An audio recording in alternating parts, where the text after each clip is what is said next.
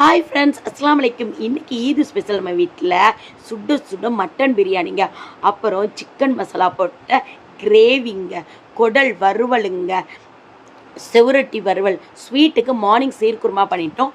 மதியம் நாங்கள் கேசரி, முந்திரி கிஸ்மிஸ் போட்டு நெய்யில் வறுத்து கேசரிங்க, அப்படியே மனமாக சூப்பராக இருந்துச்சுங்க. அப்புறம் ரைதாங்க, அப்படியே வாழை இலையில் தண்ணியை தொளித்து சுட சுட மட்டன் பிரியாணி அப்படியே இலையில் போட்டு அப்படியே அந்த தால்ச்சா, மாங்காய் தால்ச்சா ஊற்றி அப்படியே பிசைந்து சாப்பிட்டா வேறு லெவலுங்க. உண்மையிலே அல்டிமேட்டாக அம்புட்டு ருசியாக இருந்துச்சுங்க.